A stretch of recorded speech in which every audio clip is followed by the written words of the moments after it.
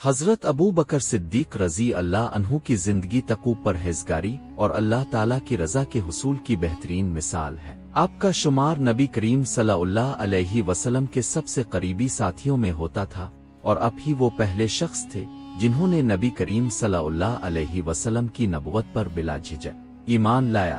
آپ کی زندگی کا ہر لمحہ اللہ اور اس کے رسول صلی اللہ علیہ وسلم کی محبت میں بسر ہوا، اور آپ کا تقوی ہر مسلمان کے لیے مشعل رہا ہے۔ حضرت ابو بکر رضی اللہ عنہ کی پرہیزگاری کا ایک مشہور واقعہ یہ ہے کہ ایک دن آپ کا غلام بازار سے کچھ کھانے کے لیے لایا۔ حضرت ابو بکر رضی اللہ عنہ نے وہ کھانا تناول فرما لیا، مگر بعد میں غلام نے بتایا کہ یہ کھانے کی چیز کسی مشکوک ذریعے سے حاصل کی گئی تھی۔ جیسے ہی حضرت ابو بکر رضی اللہ عنہ کو یہ معلوم ہوا، اپنے فوراً اپنی انگلیاں منہ میں ڈال کر قے کر دی تاکہ وہ مشتبہ غذا آپ کے جسم میں باقی نہ رہے۔ آپ نے فرمایا، اگر یہ کھانا میرے جسم سے باہر نہ نکلتا تو میں اپنی جان قربان کر دیتا، کیونکہ میں نہیں چاہتا کہ میرے جسم میں کوئی حرام چیز داخل ہو۔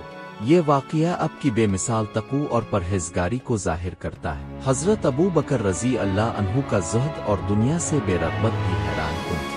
جب آپ کو مسلمانوں کا پہلا خلیفہ منتخب کیا گیا تو اپنے کسی شان و شوکت کے بجائے سادگی کو اپنایا۔ آپ روزانہ بازار میں جا کر کپڑے فروخت کرتے تھے تاکہ اپنا گزر بسر کر سکیں، مگر جب صحابہ کرام نے دیکھا کہ آپ کے لیے یہ مناسب نہیں تو بیت المال سے آپ کے لیے ایک معمولی وظیفہ مقرر کر دیا گیا۔ پھر بھی جب آپ کا وصال قریب آیا تو آپ نے فرمایا کہ جو تنخواہ مجھے بیت المال سے ملی وہ سب واپس کر دی جائے تاکہ میں اللہ کے حضور اس مال کی جواب دہی سے بچ سکوں۔ آپ کی سخاوت اور اللہ کی راہ میں خرچ کرنے کا جذبہ بھی بے مثال تھا۔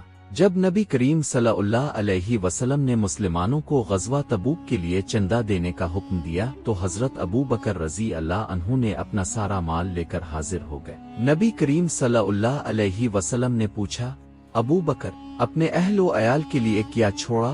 حضرت ابو بکر رضی اللہ عنہ نے جواب دیا، اللہ اور اس کے رسول کو ان کے لیے چھوڑ آیا ہوں۔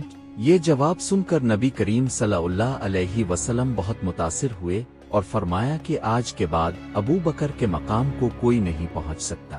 حضرت ابو بکر رضی اللہ عنہ کی ساری زندگی اللہ کی رضا کے لیے وقف تھی۔ آپ راتوں کو چھپ کر غریبوں کی مدد کرتے، یتیموں کی پرورش کرتے اور بیماروں کی تیمارداری کرتے۔ آپ کے تقوی، عبادت اور پرہیزگاری نے آپ کو اسلام میں ایک منفرد مقام عطا کیا، یہاں تک کہ نبی کریم صلی اللہ علیہ وسلم نے فرمایا، ابو بکر میرا سب سے بہترین دوست ہے، اور اگر میں کسی کو اپنا خلیل بناتا تو وہ ابو بکر ہوتا۔ اب کا انتقال بھی اسی سادگی اور زہد کے ساتھ ہوا۔ دنیا کی دولت کو ٹھکرا کر اپنے نفس کو مکمل طور پر اللہ کی رضا کے سپرد کر کے آپ اس دنیا سے رخصت ہو گئے، مگر آپ کی پرہیزگاری اور تقوی قیامت تک کے مسلمانوں کے لیے ایک مثال بن گئی۔